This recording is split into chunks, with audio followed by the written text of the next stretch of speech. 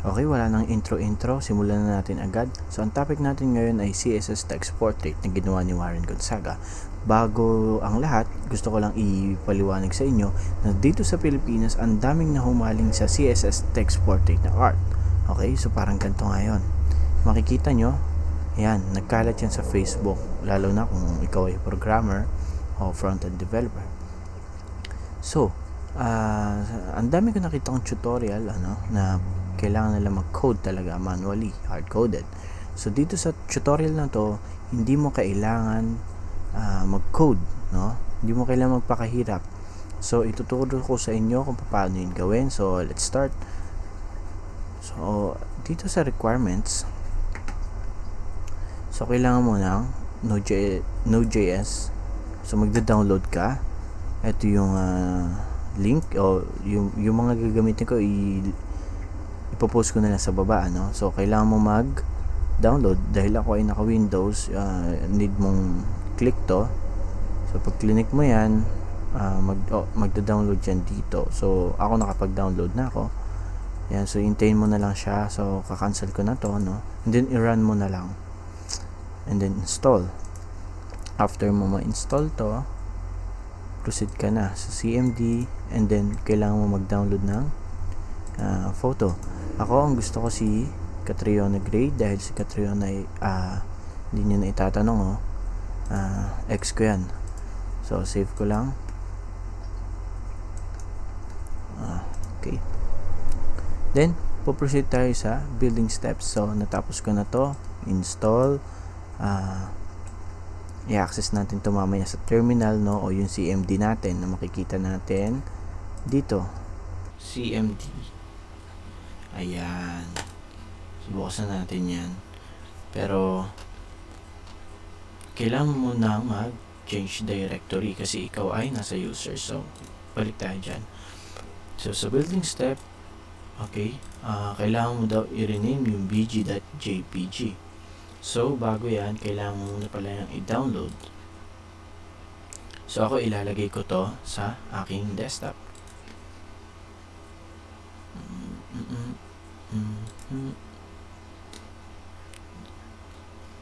Lagay ko siya sa desktop. Ayan, so extract ko lang.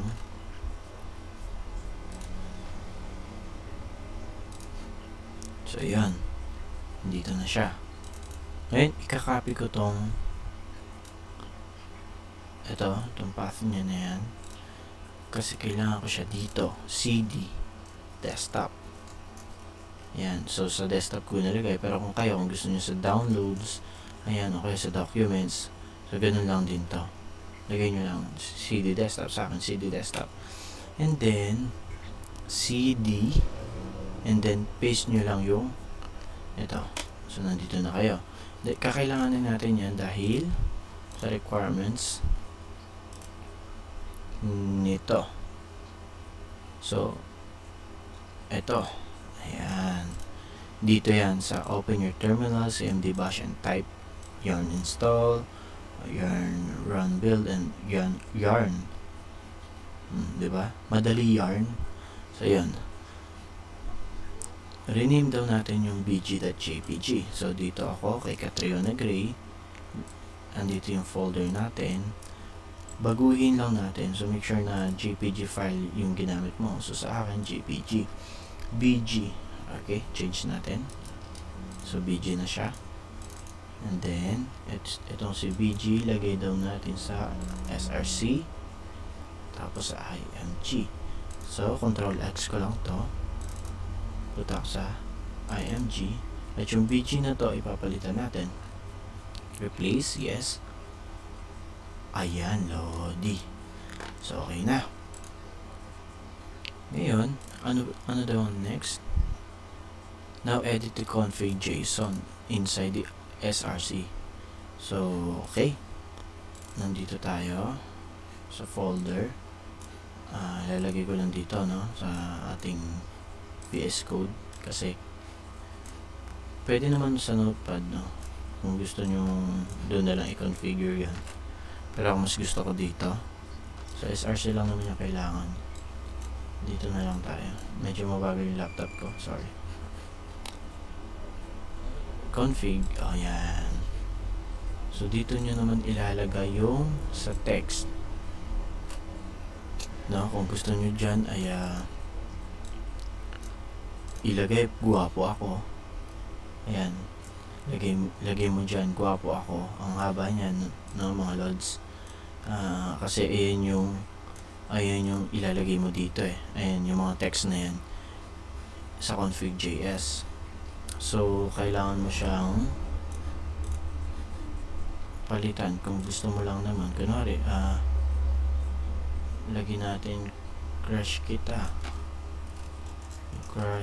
kita, yehey, crush mo ako, ayan. So ipipaste natin yan hanggang sa mahaba kasi iba ang mahaba. Okay, ayan, Control S, isave natin. Then proceed na tayo sa yarn. Okay, so copy lang natin to, yarn install. Okay,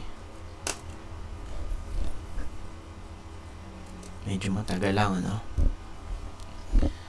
dahil mabagal ang internet natin, pero hintayin natin yan. Yun, natapos din mga lodi. So dahil nakopy ko na ngayon kanina, Control V na lang ako, yarn run build, diba? Yun yarn run build. And then lastly, kakopy ko to, yarn run serve, dahil naghihintay ulit tayo. Ayan,